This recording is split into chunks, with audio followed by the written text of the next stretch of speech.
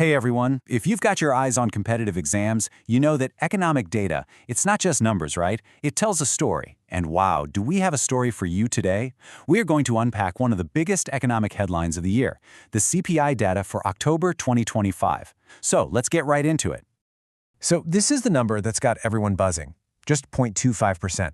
But what does a number that low actually mean? I mean, for the Indian economy, for the government's next move, and super important for you guys, for your exams, we're going to break it all down. What's behind this number, why it happened, and exactly what you need to lock in for your prep. All right, first things first. Let's look at the main event, the big picture for October 2025.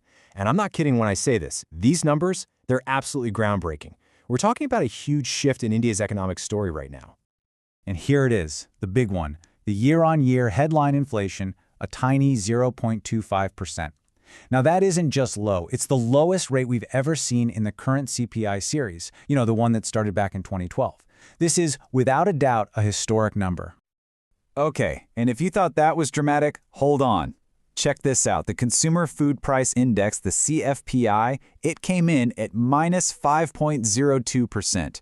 Yeah, you heard that right, negative. That means, on average, food prices actually fell compared to last year. This is a deep, deep dive into negative territory, and just like the main number, it's another record low for the series. Now, you're going to hear economists throw around the term basis points, or BPS, all the time. It sounds complicated, but it's really not.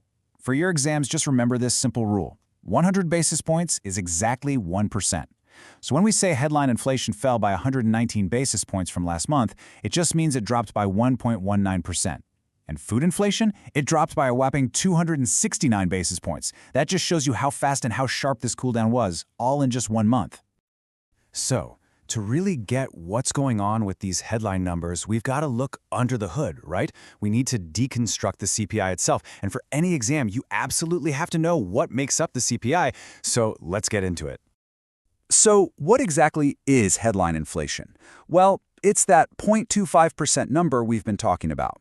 It basically measures the total price change across a specific basket of goods and services. Think of it as the stuff an average Indian family buys every month. And here's the breakdown of that basket. Now look at the weight for food and beverages. It's huge, a staggering 45.86%. Think about that. Almost half of the entire index is just food. And that right there is the key. It perfectly explains why that negative 5% food inflation we saw earlier had such a massive, massive impact on the overall number. But wait, the story gets even more interesting when we split it between rural and urban India. Check this out.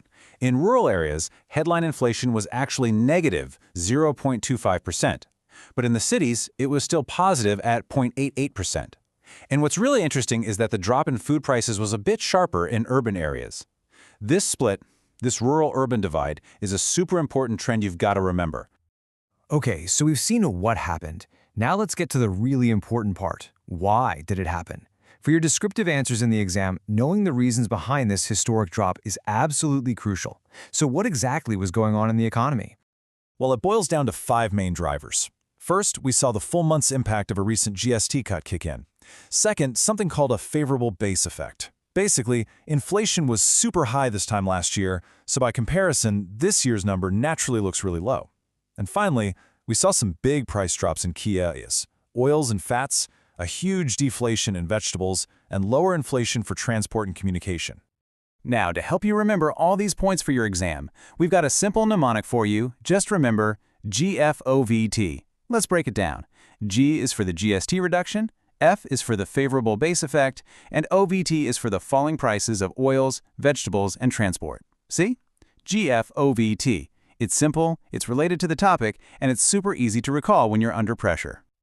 All right, now let's zoom out a bit and look at what was happening across the states. It's so important to remember that India isn't just one single economy, right? The inflation story can look completely different depending on which state you're in. And wow, the difference is pretty stark. While the all-India average was that tiny 0.25%, you had states like Punjab still dealing with inflation at 1.81%. But then you look at the other end and you've got major states like Uttar Pradesh and Bihar in deep deflation territory, with prices falling by almost 2%. This huge difference between states is a really crucial piece of the puzzle. Okay, let's bring it all home now. This is probably the most important part for your revision notes.